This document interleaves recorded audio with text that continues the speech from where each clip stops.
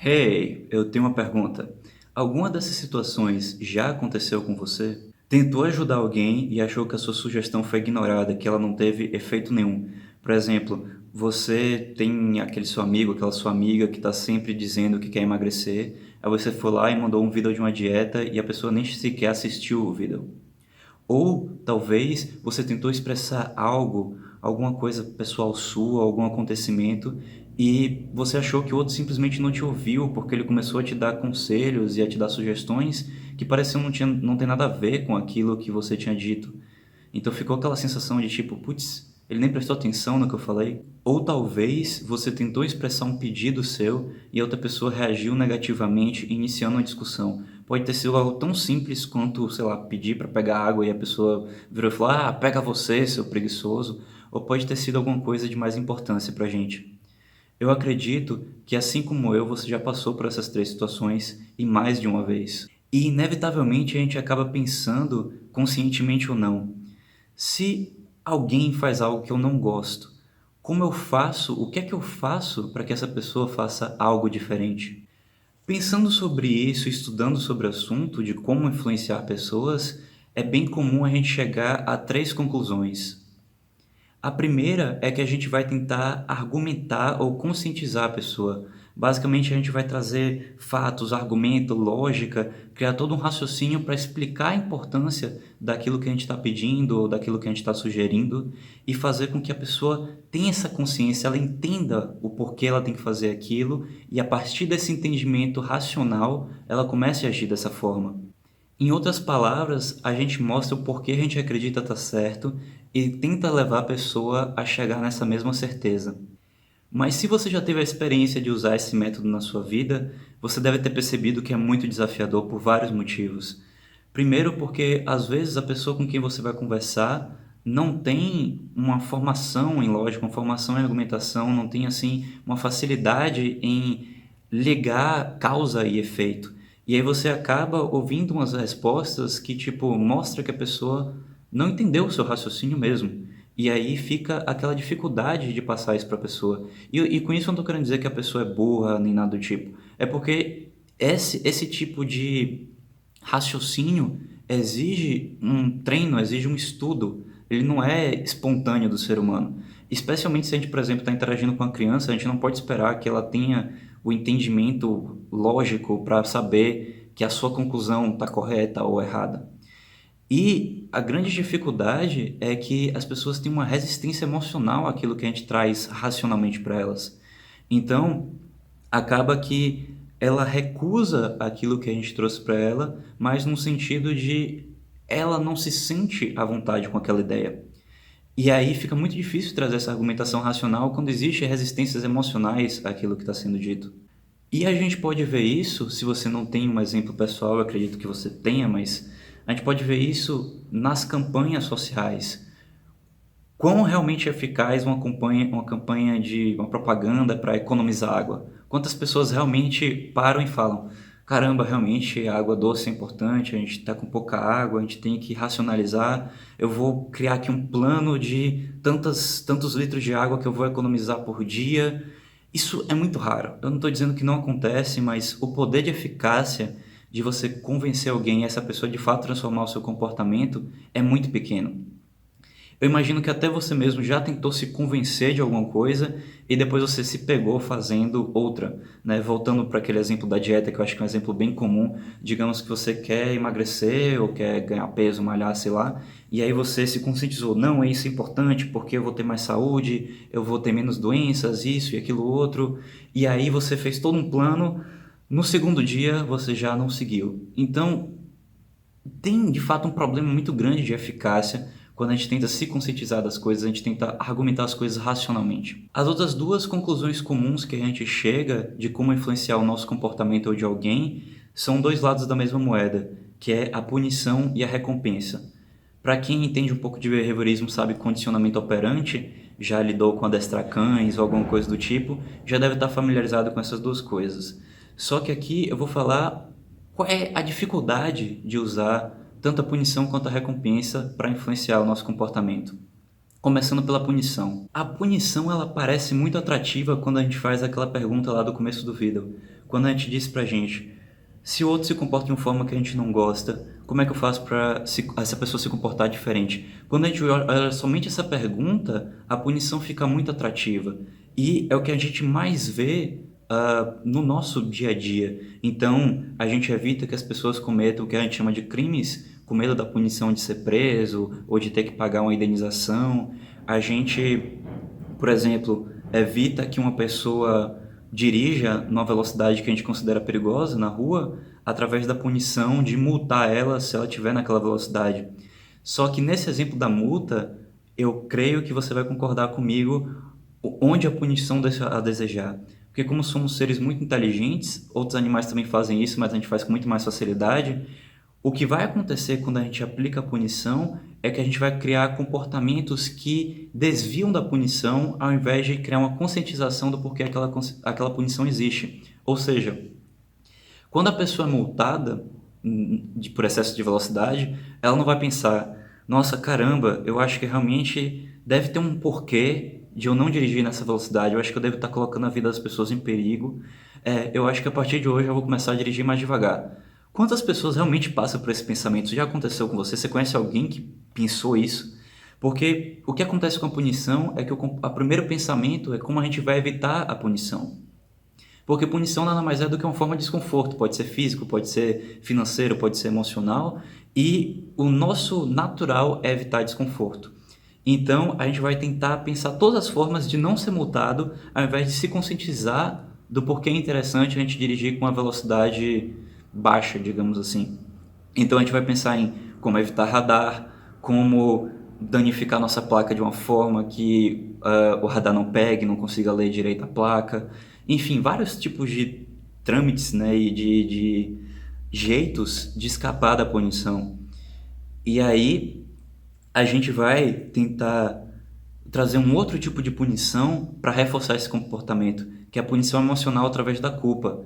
Então a gente vai pensar, não, uma pessoa honesta, ela tem que pagar multa, ela não pode ficar danificando a placa, não pode ficar fugindo de radar, ela tem que viver íntegra com honestidade. Ou seja, na verdade a gente está criando uma ideia de que existe um valor, existe uma pessoa íntegra, uma pessoa que é modelo, e a gente julga as pessoas que não chegam nesse modelo como uma forma de criar esse sentimento de desconforto. É um outro tipo de punição também, que é a punição através da culpa, da vergonha. A pessoa vai se sentir mal, ela vai se sentir como uma pessoa ruim, uma pessoa má, uma pessoa que não faz parte daquele grupo de pessoas que é valorizado, ou seja, da sociedade, das pessoas íntegras, das pessoas honestas. E através desse desconforto, ela vai condicionar o comportamento dela, mas nesse sentido, também há outras formas da gente escapar da punição, que é a forma que a gente nega a responsabilidade.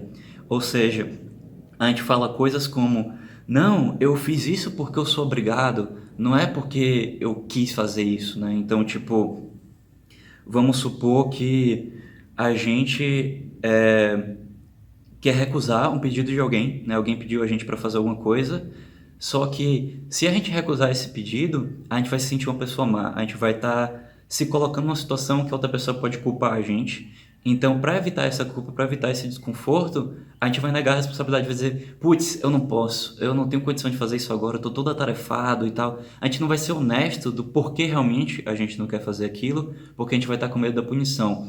Então, além da punição criar um comportamento que evita a mesma, ela também faz com que as pessoas vejam as nossas necessidades como algo desagradável e a gente veja atender as necessidades das outras pessoas como algo desagradável.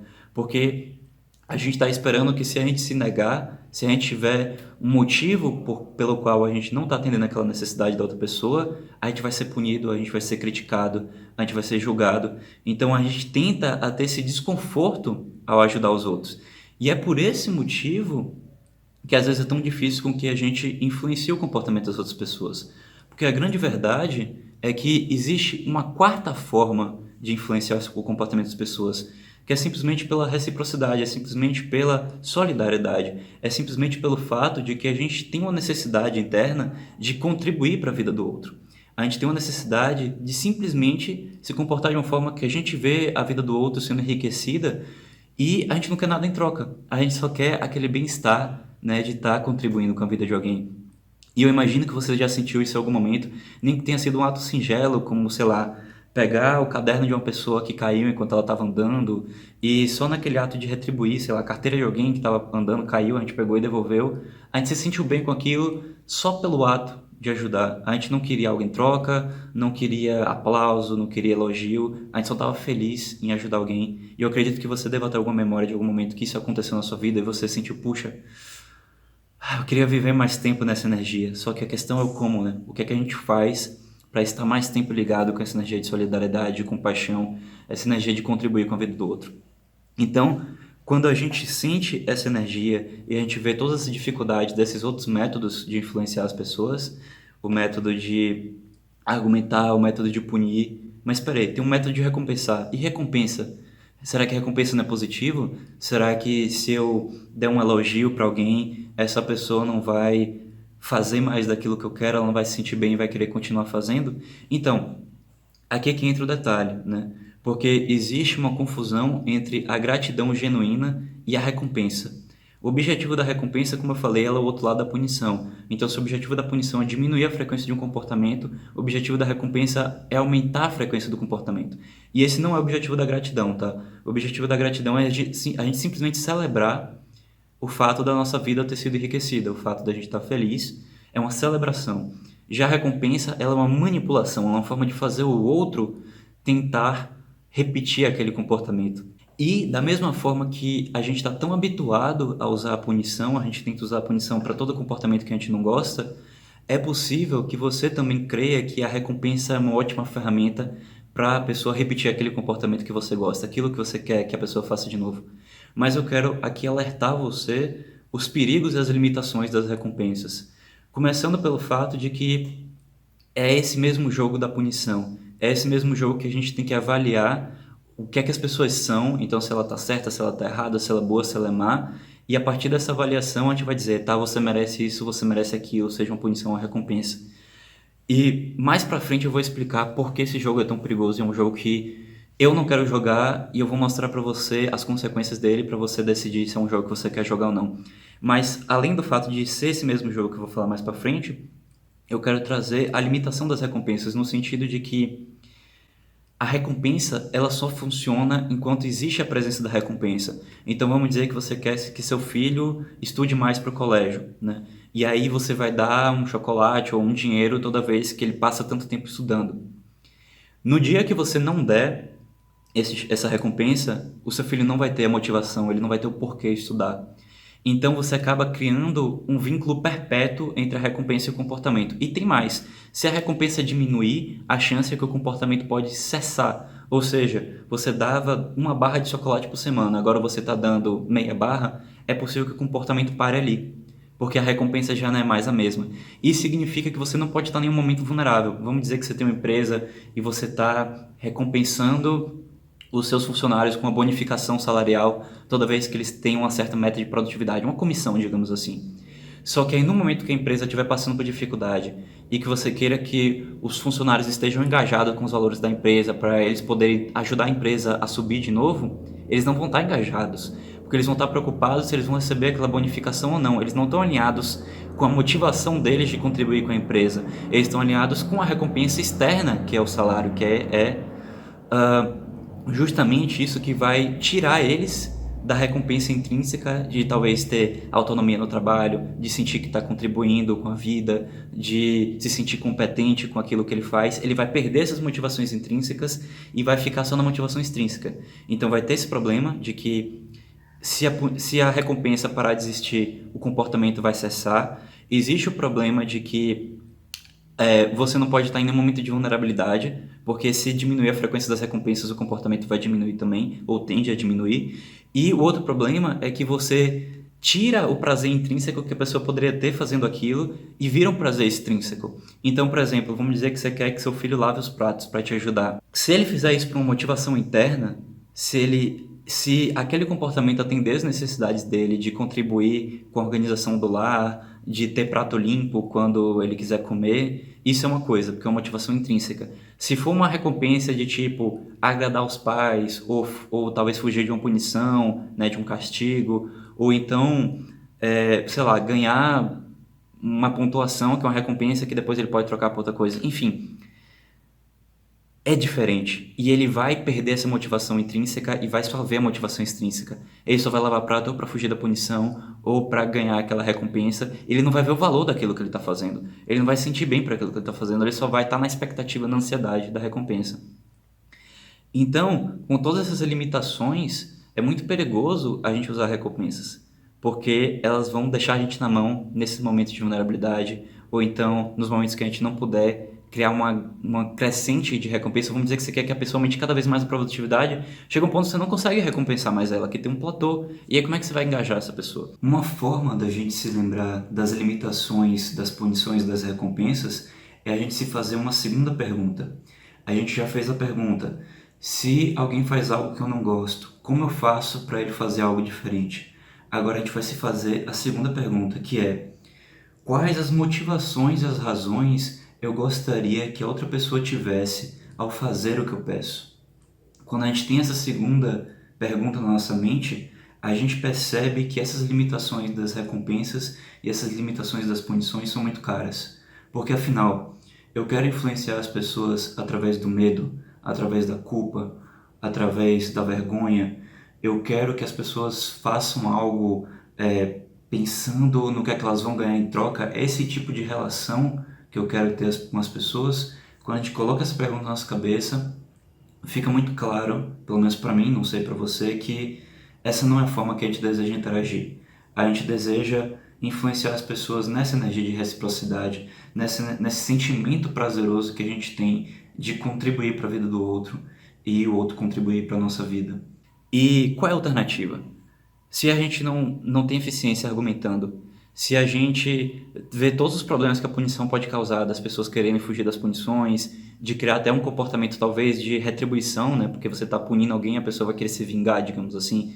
Tem esse problema também. Se a gente vê que as recompensas elas perdem eficiência, elas fazem a pessoa ficar dependente, viciada na recompensa. Então, se tem todos esses prejuízos, qual a alternativa que a gente tem, né? Será que é sustentável a gente viver nessa energia que eu falei mais um pouco atrás, né? De solidariedade, de estar conectado com esse bem-estar, de contribuir com a vida? Será que isso é plausível? Porque, tipo, se a gente pensa assim, ah, todo mundo vai viver só nessa energia, parece uma coisa utópica. Parece que eu estou falando do mundo de conto de fadas. E por que parece utópico? Porque parece que a gente só consegue o que a gente quer das pessoas se a gente punir elas, se a gente ameaçar elas de punição, se a gente recompensar elas, se a gente agradar elas. Ou se a gente tentar mil argumentações diferentes para aquela pessoa cair a ficha que aquilo que você quer é importante. E eu imagino que talvez seja muito desafiador para você pensar como seria esse mundo em que a gente influencia as pessoas através dessa necessidade que elas têm de contribuir para a nossa vida e que a gente age nessa energia de contribuição. E eu imagino que isso possa ser difícil para você porque foi difícil para mim, porque é difícil para todo mundo, na verdade, porque a gente foi educado a pensar de uma forma que nos tira dessa energia. Então, se toda a convivência que a gente tem, ela traz uma escassez dessa energia, realmente fica muito fácil de pensar que ela poderia ser frequente, que ela poderia estar em quase todas as interações que a gente tem, se não em todas. Então, eu quero te ajudar a entender esse paradigma que a gente foi ensinado e qual é a alternativa e o poder que essa alternativa traz, porque foi uma ferramenta que trouxe muito valor para minha vida, enriqueceu muito minha vida, e através dessa minha energia de gratidão eu quero trazer isso para você também, compartilhar isso para que mais pessoas tenham acesso a isso, que eu achei realmente fantástico e que teve uma diferença muito grande na minha vida. E é por isso que eu decidi trazer uma nova série aqui para o canal para falar só disso, que sim, eu estou te deixando curioso para você ver o próximo vídeo aqui do canal, porque eu quero fazer na verdade uma série, né, de vários vídeos. Então, se você quer ser notificado de quando o próximo vídeo sair, assumindo que ele não já saiu e que já está aí aparecendo para você daqui a pouco aí no lado, você pode se inscrever no canal, né, e ativar as notificações se você quiser ser avisado na hora que vai sair os próximos vídeos. E eu espero que você esteja curioso aí de saber qual foi essa ferramenta que gerou essa transformação para mim e qual é essa alternativa que a gente tem para influenciar pessoas de uma forma que a gente não tem que argumentar porque não funciona direito e não tem nem que punir e nem recompensar para não ter que ficar preso a essas limitações que o condicionamento, né, que vem dessas duas opções traz, né? E eu espero te ver no próximo vídeo. Eu estou muito feliz que você acompanhou até aqui e até a próxima.